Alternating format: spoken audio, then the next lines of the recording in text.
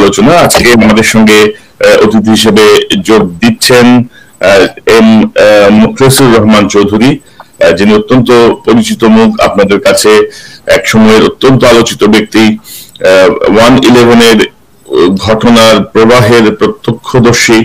তিনি 2004 সালে রাষ্ট্রপতি ইয়াজউদ্দিন আহমেদের প্রেস সেক্রেটারি হিসেবে যোগ দেন বঙ্গভবনে। পরবর্তীতে তিনি প্রতিমন্ত্রীর মর্যাদায় রাষ্ট্রপতির উপদেষ্টা হিসেবে শপথ নেন। বিভিন্ন পত্রিকায় যেমন কাজ করেছেন, তেমনি তিনি ওকাবের প্রেসিডেন্ট হিসেবে দায়িত্ব পালন করেছেন। তিনি কমনওয়েলথ জার্নালিস্ট সোসাইটির সঙ্গে যুক্ত ছিলেন। তিনি লন্ডন ভিত্তিক বার্কডে ল রিভিউর সিনিয়র সম্পাদক হিসেবে কাজ করেছেন। তিনি এখনো কাজ করছেন এবং তিনি জীবনের বহু পর্যায়ে তিনি বহু অভিজ্ঞতা সম্পন্ন। তার জীবনের সবচেয়ে বড় অভিজ্ঞতা যদি আমি বলি, সেটি হচ্ছে নিজের চোখে দেখা কি করে ষড়যন্ত্রের মধ্য দিয়ে একটি দেশের সরকার গণতন্ত্র বিপর্যস্ত হয়। তো জনাব মুখলেসুর রহমান চৌধুরী, আমি আপনার বেশ কিছু সাক্ষাৎকার দেখেছি। তো আপনার বক্তব্যে থেকে একটি প্রশ্ন আমার মাথায় আসছে যে এত বড় একটা ষড়যন্ত্র, ইমিডিয়েট পাস্ট একটা গভর্নমেন্টের তো অনেক মেকানিজম থাকে, তাই না? এত গোয়েন্দা সংস্থা, এত প্রশাসনের ভেতরে লোক, বাইরের লোক, সকল জায়গায় এত ধরনের অংশগ্রহণ থাকার পরেও ইমিডিয়েট পাস্ট একটা গভর্নমেন্ট কি করে এরকম অসহায় আত্মসমর্পণ করলো? আমি যদি আপনার ভাষায় বলি যে মঈন ইউ আহমেদের চাতুর্যের কাছে বা তার যে অভিসন্ধি, সেই অভিসন্ধি বাস্তবায়নের পথে আপনার কাছ থেকে শুনতে চাই। ধন্যবাদ জনাব কনক সাহেব। আপনি আপনার ইউটিউবে এবং ফেসবুকের মাধ্যমে ইতিমধ্যে অনেক সাক্ষাৎকার নিয়েছেন। আজকে যেহেতু 1/11 উপলক্ষে এই সাক্ষাৎকার আপনি নিচ্ছেন, আমি প্রথমে আপনার দর্শকদেরকে শুভেচ্ছা এবং মোবারকবাদ জানাই। আসসালামু আলাইকুম। এবং আপনি যে কোয়েশ্চেনটা করেছেন আমি সেখান থেকে শুরু করি। 2007 সালের 1/11 যে নামকরণ করেছিলেন তৎকালীন সেনাপ্রধান জেনারেল মঈন আহমেদ, এবং এই 1/11-এর দিন তিনি ক্ষমতা দখল করতে চেয়েছিলেন এবং একই তারিখে 1975 সালে তিনি সেনাবাহিনীতে, বাংলাদেশ সেনাবাহিনীতে কমিশন হয়েছিলেন। দুটো তারিখের মধ্যে একটা মিল আছে।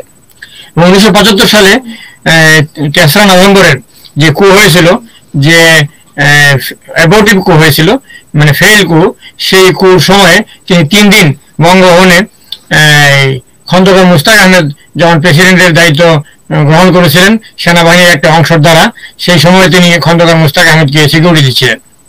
7ই নভেম্বর যখন আরেকটা কু হচ্ছিল এবং সেই কুর সময় জেনারেল মঈন আহমেদ, লেফটেন্যান্ট মঈন আহমেদ তখন ছিলেন, সেখান থেকে দেয়াল টোকে পালিয়ে এসেছিলেন। এটা তার বইয়ের মধ্যে আছে।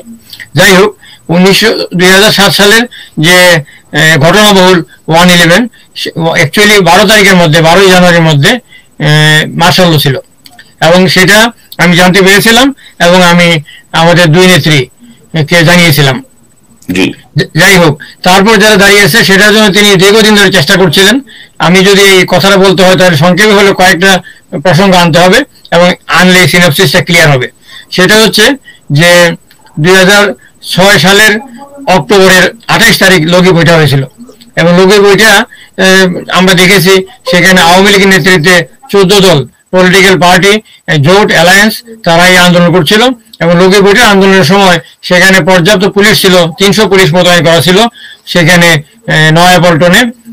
পুরানা পল্টনে, এবং এর কাছেই জামাত ইসলামের মিটিং ছিল এবং তাদের মধ্যে যুদ্ধমুখী অবস্থা ছিল।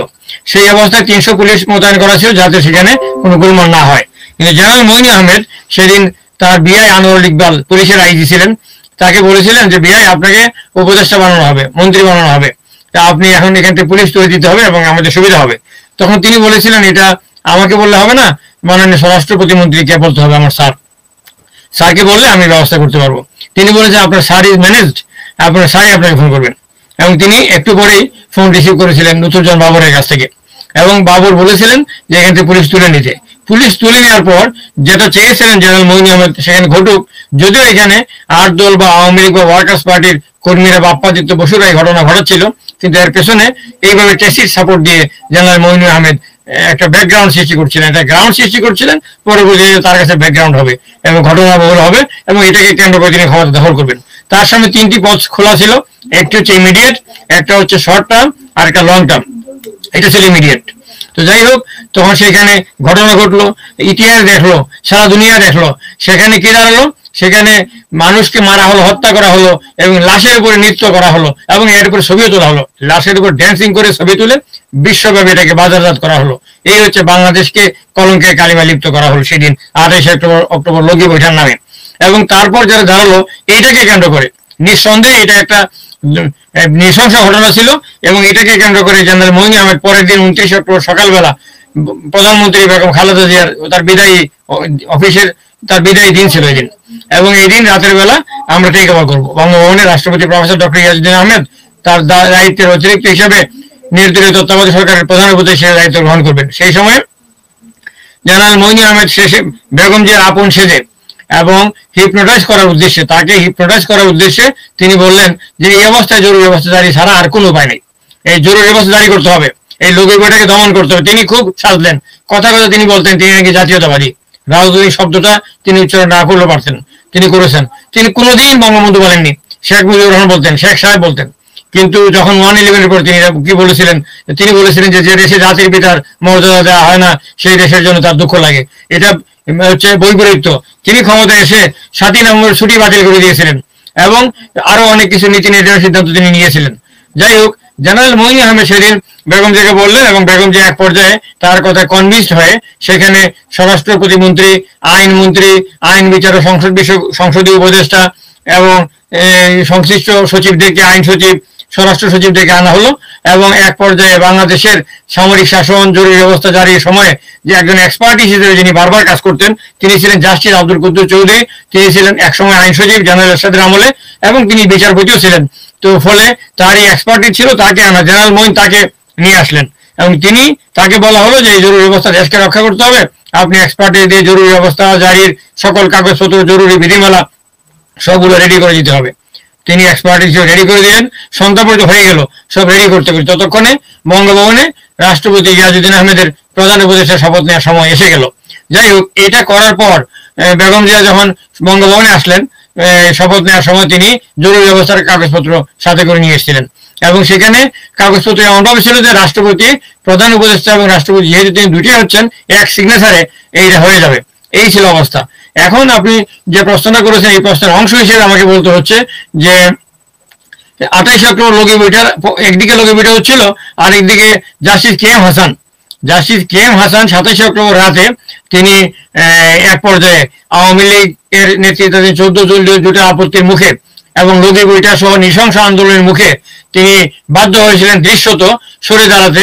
তিনি বললেন যে তিনি আর প্রধান উপদেষ্টার দায়িত্ব নেবেন না। যেই প্রধান উপদেষ্টার দায়িত্ব যাতে জাস্টিস কে এম হাসান না নেন তার জন্য গত কয়েক মাস ধরে আন্দোলন, ভাঙচুর চলছিল এবং সংলাপও চলছিল দুইজনের মধ্যে, আওয়ামী লীগের সাধারণ সম্পাদক আব্দুল জলিল এবং বিএনপির মহাসচিব আব্দুল মান্নান ভূঁইয়ার মধ্যে। এই সংলাপ ছিল 31 দফা দাবিতে শুরু হয়েছিল। 31 দফা দাবি শেষ পর্যন্ত এক দফাতে পরিণত হয়েছিল জাস্টিস কে এম হাসান সরে দাঁড়ালেই আওয়ামী লীগ নেতৃত্ব জোট মেনে নেবে। আমি জানালাম দুই দলকে জাস্টিস কে এম হাসান সরে দাঁড়িয়েছেন। 28 অক্টোবর দুই দলের সাধারণ সম্পাদক এবং মহাসচিবকে আমি বঙ্গভবনে আনার ব্যবস্থা করলাম এবং তাদেরকে নিয়ে আমরা বসলাম, তাদেরকে বলা হলো এবং এক পর্যায়ে আব্দুল জলিল সাহেব বললেন যে সমঝোতা যদি না হয় তাহলে যেহেতু জাস্টিস কে এম হাসান সরে দাঁড়িয়েছেন, রাষ্ট্রপতি প্রফেসর ডক্টর ইয়াজউদ্দিন আহমেদ আমাদের অনেকের টিচার, এমনকি তুফাইল আহমেদের ডাইরেক্ট টিচার, তিনি যদি রাজি হন তাকে আমরা কি বলে প্রধান উপদেষ্টা হিসেবে গ্রহণ করবো। রাষ্ট্রপতি বললেন আমি সবেমাত্র, আমি হার্ট অ্যাটাক আমার হয়েছিল, আমি সবেমাত্র সুস্থ হয়েছি, পুরো সুস্থ এখনো হয়নি, মেডিকেল বোর্ডের আপত্তি আছে, পুরো দায়িত্ব আমি পালন করতে পারবো না, সেই জন্য আপনারা বাকি অপশনগুলো থেকে ট্রাই করেন।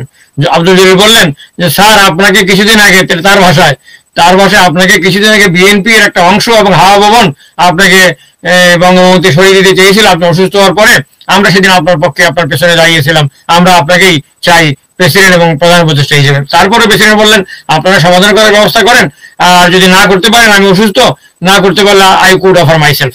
জলিল সাহেব বঙ্গবন্ধু বেরিয়ে গিয়ে তিনি অপেক্ষমান সাংবাদিকদের বললেন আলহামদুলিল্লাহ সমস্যার সমাধান হয়ে গেছে, আমি নেত্রীর কাছে যাচ্ছি, 14 দলীয় জোটের কাছে যাচ্ছি, মিটিং এ যাবো, এরপরে কিছুক্ষণের মধ্যে আপনারা জানতে পারবেন কিভাবে সমাধান হলো।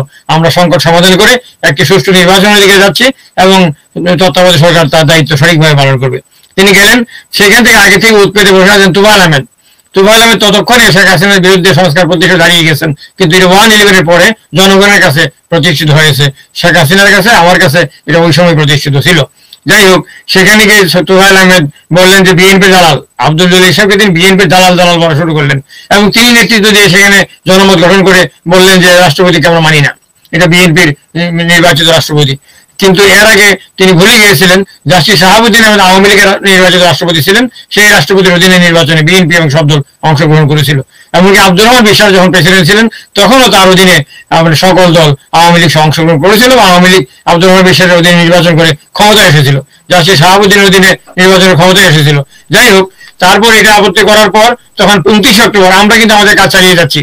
29 অক্টোবর আমরা 4টা দলকে নিয়ে সংবিধান অনুযায়ী, কার্যপ্রণালী বিধি অনুযায়ী আমি দীর্ঘকাল সংসদীয় সাংবাদিকতা করেছি, আমি তার 4টা দলকে ডাকলাম এবং 4টা দল হচ্ছে BNP, Awami League, immediate past government, immediate past ruling party, immediate past opposition, main opposition party, আর 2টা বাকি দল জাতীয় পার্টি এবং জামাত ইসলামী।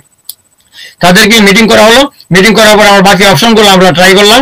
বাকি অপশনগুলোতে ছিল, ফার্স্ট অপশন ছিল ইমিডিয়েট পাস্ট চিফ জাস্টিস, সেটা জাস্টিস কে এম হাসান। এরপরের অপশন ছিল immediate pass to the immediate pass chief justice, justice K M হাসানের আগের জন অর্থাৎ জাস্টিস মাইনুর রেজা চৌধুরী, এবং তিনি ততক্ষণে ইন্টেগ্রাল করে গেছেন এবং সেই কারণে এই অপশনটা এক্সস্টেড হয়ে গেছে। অর্থাৎ জাস্টিস কে এম হাসান এবং জাস্টিস মাইনুর রেজা চৌধুরী 2টা অপশন এক্সস্টেড। সুপ্রিম কোর্টের 2জন চিফ জাস্টিস ছিলেন এই অপশনে। এরপরে 2টা অপশন ছিল অ্যাপিলেট ডিভিশনের 2জন সিনিয়র মোস্ট জাজেস, এবং সেখানে আমরা ট্রাই করলাম। প্রথম ছিলেন justice M A Aziz, supreme কোর্টের অ্যাপিল ডিভিশনের সিনিয়র মোস্ট জাজ, এবং তাকে আওয়ামী লীগ সিইসি হিসেবে, প্রধান নির্বাচন কমিশনার হিসেবে মানছিল না, তাকে তারা চিফ অ্যাডভাইজার হিসেবে নাকচ করে দিয়েছেন। আওয়ামী লীগের আপত্তির মুখে 2জন চিফ জাস্টিসকে, সুপ্রিম কোর্টের 2জন জাস্টিস, চিফ জাস্টিস এবং জাস্টিসকে সরে দাঁড়াতে হলো। এরপরে 3টা অপশন চলে গেল। তার চতুর্থ অপশন ছিল জাস্টিস হামিদুল হক, তিনি ছিলেন জাস্ট রিটায়ার করেছিলেন এবং তাকে সুপ্রিম জুডিশিয়াল কাউন্সিল, তাকে জুডিশিয়াল ট্রেনিং ইনস্টিটিউটের আপনার ডিজি বানানো হয়েছিল। সেখানে তিনি এটা অফিস অফ প্রফিট হোল্ড করছিলেন। According to the constitution, office of profit বা লাভজনক পদকে অধিষ্ঠিত করলে সেখানে তিনি অযোগ্য এই নির্দলীয় তত্ত্বাবধায়ক সরকারের প্রধান উপদেষ্টার দায়িত্ব গ্রহণ করার জন্য। এবং আমরা তাকে বলেছিলাম যে, তিনি বলেছিলেন সব দল একমত না হলে আমি এই দায়িত্ব নেব না, অফিস অফ প্রফিট হোল্ড করছে, এটাও পয়েন্ট আছে। সেখানে আব্দুল মান্নান ভূঁইয়া বিএনপির পক্ষ থেকে, বিএনপির মহাসচিব, তিনি আপত্তি জানিয়েছিলেন তার ব্যাপারে যে তিনি অফিস অফ প্রফিট হোল্ড করছেন। তো যাই হোক, বিএনপির আপত্তির কথা তাকে জানানো হলো। তখন তিনি বললেন যে ঠিক আছে, আমি সব দল একমত না হলে আমি দায়িত্ব নেব না। আমি বললাম তাকে যে এই ব্যাপারে আপনাকে আপনার আপত্তিপত্র বা আপনি যে আপত্তি গ্রহণ করছেন এবং আপনি দায়িত্ব গ্রহণ করছেন না, এটা লিখিত দিতে হবে। এবং এই চতুর্থ অপশনটা আমরা লিখিত নিলাম, যাতে পরবর্তী এই নিয়ে কোনো প্রশ্ন না থাকে। এবং এই চতুর্থ অপশন চলে যাওয়ার পরে একটা অপশন বাকি ছিল রাষ্ট্রপতির আগে, সেটা হচ্ছে পঞ্চম অপশন। অপশনটা হচ্ছে যে সকল দলের কাছে, প্রধান রাজনৈতিক দলের কাছে গ্রহণযোগ্য ব্যক্তি, একজন গ্রহণযোগ্য ব্যক্তি। সেখানে আমরা জাস্টিস মাহমুদুল আমিন চৌধুরীকে আমরা চেষ্টা করলাম এবং মাহমুদুল আমিন চৌধুরীর সাথে আমরা যোগাযোগ করলাম। মাহমুদুল আমিন চৌধুরী বললেন সকল দলের একমত হলে তিনি রাজি আছেন। সেখানে আওয়ামী লীগ রাজি হলো। এই প্রথম একটা অপশনে, পঞ্চম অপশনে আওয়ামী লীগ রাজি হলো এবং তখন বিএনপি আপত্তি করলো। বিএনপির পক্ষ থেকে হারিস চৌধুরী, তার বাড়ি সিলেট, মাহমুদুল আমিন চৌধুরী বাড়ি সিলেট। হারিস চৌধুরী বললেন যে মাহমুদুল আমিন চৌধুরী আওয়ামী লীগের, তাকে করা যাবে না। কিন্তু আমি তো বললাম মাহমুদুল আমিন চৌধুরী ফ্যামিলি মুসলিম লীগের, কি আওয়ামী লীগকে মুসলিম লীগের একজন বিচারপতি, এর আগে আমরা বিচারপতি শাহাবুদ্দিনকে, বিচারপতি লতিফুর রহমানকে, বিচারপতি হাবিবুর রহমানকে আমরা অ্যাকসেপ্ট করেছি এবং একইভাবে বিচারপতি মাহমুদুল আমিন চৌধুরীকে অ্যাকসেপ্ট করতে পারি। যাই হোক, এক পর্যায়ে আরেকজন বিদায়ী প্রধানমন্ত্রী, আরেকজন উপদেষ্টা, আইন বিচারক সংসদ বিষয়ক উপদেষ্টা হারিস চৌধুরীর সঙ্গে যোগ দিলেন। ফলে তারা কনভিন্স করলেন বেগম খালেদা থেকে, বিএনপি আপত্তি করলো মাহমুদুল আমিন চৌধুরীর ব্যাপারে।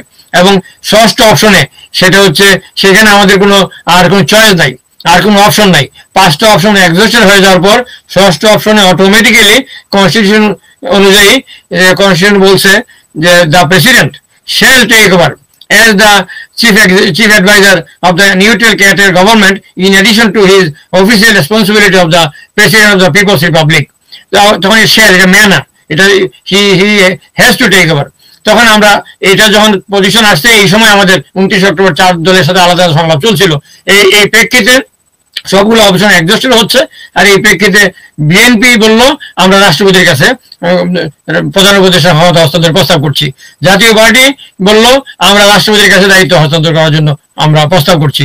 জামাত ইসলামী বলল আমরা রাষ্ট্রপতির কাছে তত্ত্বাবধায়ক সরকারের প্রধানমন্ত্রীর দায়িত্ব হস্তান্তরের প্রস্তাব করছি। এবং জাতীয় পার্টির পক্ষ থেকে কাজী জাফর আহমেদ ছিলেন সাবেক প্রধানমন্ত্রী। এবং এইভাবে প্রস্তাব করার পর 3টা দল প্রস্তাব করলো, আওয়ামী লীগ আপত্তি জানালো। এবং এই আপত্তি জানানোর মেজরিটি আপত্তি পক্ষে প্রস্তাব দেওয়ার পরেও আমরা যদি তারা প্রস্তাব নাও দিত, তারপরে আমাদের সামনে আর কোনো অপশন ছিল না। কনস্টিটিউশন অনুযায়ী আমরা তখন রাষ্ট্রপতিকে শপথ করার জন্য আমরা প্রস্তুতি নিতে শুরু করি। এবং এই প্রস্তুতির অংশ হিসেবে রাতে 8টার সময় বঙ্গভবনের দরবার হলে রাষ্ট্রপতি প্রফেসর ডক্টর ইয়াজউদ্দিন আহমেদ প্রধান উপদেষ্টার শপথ গ্রহণ করছিলেন। সেই শপথ অনুষ্ঠানে বিদায়ী প্রধানমন্ত্রী বেগম জিয়া, মন্ত্রিসভার সদস্যবর্গ, অভ্যাগত অতিথিবৃন্দ, সচিববৃন্দ, জেনারেল বৃন্দ, বিচারপতি বৃন্দ, কূটনীতিক বৃন্দ সহ সংশ্লিষ্ট সকলেই উপস্থিত ছিলেন। এটার পর বেগম জিয়া বললেন যে তিনি রাষ্ট্রপতির সাথে একটু কার্টেসি কল দিতে চান। সেই কার্টেসি কল যখন দিলেন, আমি সংক্ষেপ করছি, তখন তিনি জরুরি অবস্থা জারির প্রসঙ্গ তুললেন। জরুরি অবস্থা জারি ব্যাপারে আমি বিরোধিতা করলাম। তিনি বললেন এটা কেন? আমি বললাম জরুরি অবস্থা জারি করলে জেনারেল মঈন ক্ষমতা দখল করে নিয়ে যাবে। আমি অন্য জায়গায় এই বিষয়ে আর একটু বিস্তারিত বলেছি, যেহেতু দর্শকরা ইতিমধ্যে শুনেছেন, আমি অন্য প্রসঙ্গ বলার জন্য এখানে শর্ট করছি।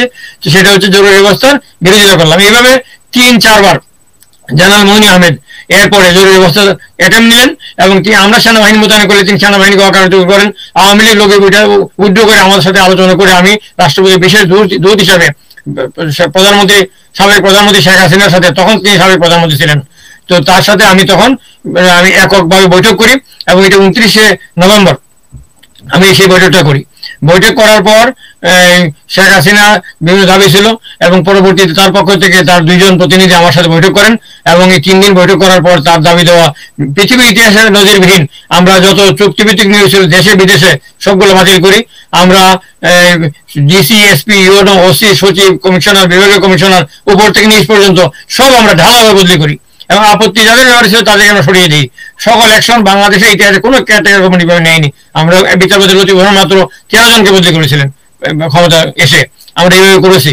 সবকিছু করার পর যখন শেখ হাসিনা নেতৃত্বে যখন 14 দলীয় জোট এবং পরবর্তীতে মহাজোট নির্বাচন অংশ নেয় এবং নির্বাচনে তারা এসেছিল, নির্বাচন আসার পর যখন আমরা সকল প্রস্তুতি সম্পন্ন করার পর সবকিছু করলাম, তখন এই বারবার যাতে আমরা নির্বাচনটা না করতে পারি আমাকে সেনাবাহিনীর একটা কোহর্ট, মিলিটারি কোহর্ট, পরবর্তীতে প্রয়োজনের নাম বলবো, জেনারেল মঈনের পক্ষে, তা আমাকে বললেন যে স্যার আওয়ামী লীগকে আপনি ইলেকশন আনবেন না স্যার, আমাদের আপন সেজে বললেন।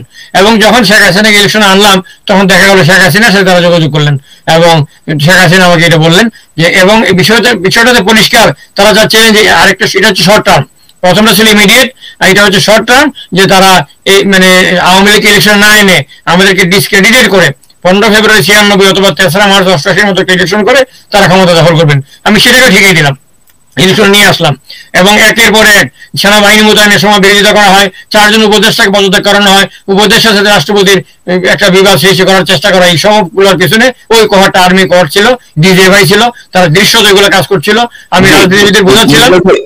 আমি একটু এখানে যোগ করতে চাই যে ধরেন আমি বলছিলাম যে ইমিডিয়েট পাস্ট গভর্নমেন্ট, যেমন ধরেন ডিজিএফআই থাকে প্রধানমন্ত্রীর নিয়ন্ত্রণে, এনএসআই বলে একটা বাহিনী আছে, এর বাইরেও কিছু প্রাইভেট কিছু সোর্স থাকে প্রাইম মিনিস্টারের, প্রেসিডেন্টের, বিশেষ করে প্রাইম মিনিস্টারের।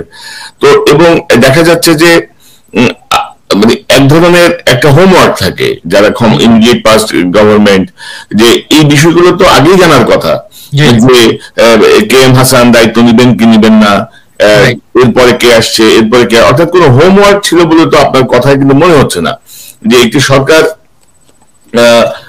ষড়যন্ত্র টের পাচ্ছে না, তাদের কোনো হোমওয়ার্কও নাই। তো এই ধরেন আপনি বলছেন এই যে 5টা অপশন যখন হয়ে গেল, যখন এটা আর কোনো ওয়ে নাই, তখন ইয়াজউদ্দিন সাহেব একই সঙ্গে 2টো দায়িত্বে শপথ নিলেন। তো হঠাৎ করে ফখরুদ্দিন সাহেব কোত্থেকে আসলেন? ফখরুদ্দিন সাহেব কি ইয়াজউদ্দিন সাহেবের আগে আসতে পারতেন না? তাহলে তো আমরা এতটা সংকটে পড়তাম না হয়তো। ওকে, আমি তাহলে বলছি এখন। জি, আপনি ভালো একটা প্রশ্ন করেছেন, এর মধ্যে বেশ কয়েকটা অংশ আছে। সেটা হচ্ছে হোমওয়ার্ক ছিল, হোমওয়ার্ক করা ছিল, কিন্তু প্রস্তুতিও ছিল, কিন্তু সেই প্রস্তুতিকে তারা ধ্বংস করে দিয়েছেন। তারা কভার্টলি এবং ওভার্টলি কাজ করছিলেন এবং যারা অ্যাকাউন্টেন্ট এবং অডিটররা এক হয়ে গিয়েছিলেন। অডিটর রাখা হয়েছিল অ্যাকাউন্টেন্ট চেক দেওয়ার জন্য, কিন্তু অডিটররাও অ্যাকাউন্টের, যেমন ডিজিএফআই এবং একমাত্র এনএসআই আমাদের পক্ষে ছিলেন, ন্যাশনাল সিকিউরিটি ইন্টেলিজেন্স, এবং প্রেসিডেন্ট গার্ড রেজিমেন্ট পিজিআর আমাদের সঙ্গে ছিলেন, শেষ পর্যন্ত তারা প্রমাণ করেছেন আমাদের সঙ্গে যারা বেইমানি করেছেন এই দুইটা সংস্থা ছাড়া বাকিরা বেইমানি করেছেন। এসএসএফ স্পেশাল সিকিউরিটি ফোর্স, এই স্পেশাল সিকিউরিটি ফোর্স বঙ্গভবনের সিংহ দরজা খুলে দিয়েছিল জেনারেল মঈনকে ক্ষমতা দখল করার জন্য। এবং এসএসএফ এর যে ডিজি তিনি বেগম জিয়ার সঙ্গে দায়িত্ব পালন করছিলেন 5 বছর, কিন্তু তিনি বেইমানি করেছেন। একইভাবে military secretary to the president MSP major general Aminul Karim, তিনি সবচেয়ে বড় বেইমানি করেছেন। তিনি সেই বেইমানি করে এই ঘটনাটা সেদিন মঞ্চস্থ করে দিয়েছেন। এবং জেনারেল আমিনুল করিমকে সালিম সামাদের একটা আর্টিকেলে লেখা হয়েছিল 2008-এ যে he was planted, Aminul Karim was planted in the Bangabhaban by general Moin. এবং সেখানে major general Muniruzzaman, ANA Muniruzzaman ছিলেন রাষ্ট্রপতির সামরিক সচিব। জেনারেল মঈন আহমেদ তাকে বঙ্গবন্ধু সরিয়ে আমিনুল করিমকে প্ল্যান করেছিলেন। এবং সেই ক্ষেত্রে বেগম জিয়া প্রধানমন্ত্রী হিসেবে এটা বোঝা উচিত ছিল যে জেনারেল মঈন আহমেদের কথা শুনে মিলিটারি সেক্রেটারি বঙ্গবন্ধু বসানো ঠিক হয় নাই, এটা আমি বলেছিলাম। কিন্তু একইভাবে বেগম জিয়া এটা মনে করলে ভালো করতেন যে জেনারেল নাসিমের একটা কুর কথা এর আগে নিশ্চয়ই আমাদের সবার মনে আছে। 1996 সালের 20 মে জেনারেল নাসিম কু করেছিলেন। জেনারেল নাসিম এভাবে আগের থেকে প্ল্যান করার চেষ্টা করেছিলেন। তার মামা এমএ চৌধুরীকে তিনি টিএনটির চেয়ারম্যান পদে বসিয়ে দিয়েছেন, যেখান থেকে সব ফোন টোন ভাগিং করা যাবে, মন্ত্রীদের ফোন, অন্যদের ফোন। তিনি এভাবে কাজ করেছিলেন। তো যাই হোক, জেনারেল মঈনকে সেনাপ্রধান বানানোর আগে আমি বঙ্গভবন থেকে, তখন আমি রাষ্ট্রপতি প্রেস সচিব, আমি প্রধানমন্ত্রী বেগম খালেদা জিয়ার কাছে 5 পাতা আমার হাতের লেখা আমি দিয়েছিলাম সকল জেনারেল সম্বন্ধে, পটেনশিয়াল জেনারেল সম্বন্ধে যাদের মধ্যে চিফ করা হবে, এবং অবভিয়াসলি জেনারেল মঈন সম্বন্ধে সমস্ত তথ্যপত্র দিয়ে। এবং এটা পড়লে মঈনকে কোনোভাবেই সেনাপ্রধান করা যায় না। যাই হোক, সেখানে বেগম জিয়ার ভাই মেজর সাইদ ইস্কান্দর রিটায়ার্ড, তিনি মঈনের ব্যাচমেট বা কোর্সমেট ছিলেন। এবং জেনারেল মঈন আহমেদ তাকে হাতে পায়ে ধরেছিলেন, ধরে তাকে বেগম জিয়ার কাছে পাঠিয়েছিলেন তাকে সেনাপ্রধান করার জন্য। একই সাথে হাসান মুহিউদ্দিন চৌধুরী লেফটেন্যান্ট জেনারেল, তিনি সেনাপ্রধান ছিলেন। তাকে বেগম জিয়া সিদ্ধান্ত নিয়েছিলেন যে তাকে 1 বছর এক্সটেনশন দেবেন। প্রথমে 2 বছর, পরে মনে করলেন ঠিক আছে রাজি হচ্ছেন না 1 বছর। তো জেনারেল হাসান মুহিউদ্দিন চৌধুরী যখন প্রধানমন্ত্রীর সাথে প্রধানমন্ত্রীর অফিসে দেখা করবেন, তখন জেনারেল মঈন আহমেদ তার সঙ্গে দেখা করেছেন, হাসান মুহিউদ্দিন চৌধুরীর সঙ্গে দেখা করে বলেছেন, স্যার আপনি তো কিছুক্ষণের মধ্যে মাননীয় প্রধানমন্ত্রীকে যাচ্ছেন। তিনি বললেন যে হ্যাঁ আমি যাচ্ছি। তিনি বললেন যে আপনি কি জানেন স্যার আপনি কেন যাচ্ছেন, আপনাকে কেন ডাকা হয়েছে? তিনি বললেন এটা তো আমি গেলেই বুঝতে পারবো, আগে তো জানার দরকারটা কি? তখন বললেন স্যার আপনাকে ডাকা হয়েছে, I am telling you from horse's mouth, আপনাকে ডাকা হচ্ছে, আপনাকে এক্সটেনশনের প্রস্তাব করা হবে, 2 বছরের প্রস্তাব বা যেটাই হোক, না হলে মিনিমাম 1 বছরের প্রস্তাব আপনাকে করা হবে, আপনি এটা হওয়ার জন্য। সামনে টালমাটাল সময় আসছে, ক্রিটিক্যাল টাইম আসছে, এই সময় আপনাকে প্রস্তাব করা হবে। তো স্যার আপনি কি করবেন? তো তিনি বললেন যে আমার কি করা উচিত তুমি বলো। মঈন বললেন যে তিনি যখন মেজর জেনারেল বলেন যে স্যার আপনার এটা নেওয়া উচিত হবে না, আপনার একটা রেপুটেশন আছে। তিনি মঈন জেনারেল হাসান মুহিউদ্দিন চৌধুরী আপন সেজে বললেন স্যার আপনার রেপুটেশন নষ্ট হবে, আপনি এটা দরকার হবে না, এই পলিটিক্যাল ডামাডোলি আপনি যাওয়ার দরকার নাই। বললেন, অনেকক্ষণ বোঝানোর পর বললেন ঠিক আছে তোমার কথা আমি বুঝতে পেরেছি, তুমি আমার ভালোর জন্য বলেছো, আমি দায়িত্ব নেব না। বললেন যে স্যার তাহলে আমার একটা রিকোয়েস্ট আছে। তা আপনাকে তখন জিজ্ঞেস করা হবে যে তাইলে আপনি বলেন কাকে আপনার স্থলাভিষিক্ত করতে পারি। তখন তো আপনি একটা প্রস্তাব কথা বলতে হবে, সাধারণত জিজ্ঞেস করা হয় যিনি বিদায় নেন তার কাছ থেকে পরবর্তী জন সম্বন্ধে। তো বলেন হ্যাঁ ঠিক আছে, তো কি বলো, তুমি কি বলতে চাও? বলে স্যার তখন আপনি আমার নামটা বলবেন। তো বলেন যে, এবং স্বাভাবিকভাবে একজন যত সতী হোক তার একজন যখন তাকে ফ্ল্যাটারি করে তখন তিনি এটার মধ্যে পড়ে যান অনেকেই। হাসান মুহিউদ্দিন চৌধুরীও তার এই কথায় রাজি হয়ে গেলেন, বলেন ঠিক আছে আমাকে জিজ্ঞেস করলে আমি এটা বলবো। এবং তখন তাকে জিজ্ঞেস করা হলো, একইভাবে জিজ্ঞেস করার পর তিনি মঈনের নাম বললেন। চতুর্দিকে মঈনের নাম আসা শুরু হলো, আর বেশ কিছু মিনিস্টার এবং মঈনের সাথে সংশ্লিষ্ট কিছু লোক বিভিন্নভাবে তাদেরকে তিনি বললেন। প্রধানমন্ত্রী রাজনৈতিক সচিব হারিস চৌধুরীকে তিনি কনভিন্স করলেন, তাকেও মঈনের নাম প্রস্তাব করতে বলা হলো। এই সবাইকে দিয়ে সব জায়গা থেকে মঈনের নাম আসলো। এইভাবে মঈন তার হোমওয়ার্কটা করলেন এবং তখন ডিজিএফআই, এনএসআই সবগুলোকে তিনি ইউজ করলেন। এমনকি তিনি বিদেশি অনেক শক্তি অনেক সময় আপত্তি জানায়, আমাদের নেইবারিং কান্ট্রি, এবং এমনি পাকিস্তানে উনি ডিফেন্স অ্যাটাচের দায়িত্ব পালন করছেন আওয়ামী লীগের আমলে। শেখ হাসিনা 96 থেকে 2001 পর্যন্ত প্রধানমন্ত্রী থাকার সময় তাকে আর্মি থেকে সরিয়ে তাকে ডেপুটেশনে পাকিস্তানে বাংলাদেশ মিশনে সেখানে ডিফেন্স অ্যাটাচের দায়িত্ব দিয়েছিলেন। সেইখানে থাকা অবস্থায় তিনি পাকিস্তানের সাথে সম্পর্ক প্রতিষ্ঠা করেছিলেন। এইভাবে করে জেনারেল মঈন আহমেদের সময় জাস্টিস আব্দুল ওয়াদুদ, তিনি ছিলেন জেনারেল মঈনের জুনিয়র সিরিয়ালে। মঈনকে মেজর জেনারেল করা হলো, ওয়াদুদকে মেজর জেনারেল করা হলো, আর মঈনকে সুপারসিড করা হলো। তো এই ছিল তার অবস্থা। এইগুলো সব তিনি বিএনপির কাছে সেল করেছেন যে আমি তো আওয়ামী লীগের দ্বারা সুপার ছিলেন, আমি তো আওয়ামী লীগের বিরোধী, এইগুলো বলে সবকিছু করে একসাথে তিনি সেনাপ্রধান হয়েছিলেন। এরপরে তিনি যখন 2005 সালে তিনি আমেরিকা গিয়ে বলেছিলেন, ঠিকানা পত্রিকায় সাক্ষাৎকারটা আছে, ঠিকানা তিনি বলেছিলেন যে এইভাবে একটা দেশ চলতে পারে না, এবং দুইটা দল আওয়ামী লীগ এবং বিএনপি এটাকে জমিদারি পেয়েছে, যা ইচ্ছা তাই করবে, দুর্নীতি করবে দলের তাদের মন্ত্রীরা, এটা আমরা মাথা ভেঙে দেবো, এই দেশটাকে আমাদের ঠিক করতে হবে। এবং ডিজিএফআই রিপোর্টটা দিয়েছিল প্রধানমন্ত্রীর কাছে, আসার পরে প্রধানমন্ত্রী তার উপর ক্ষিপ্ত হয়েছিলেন।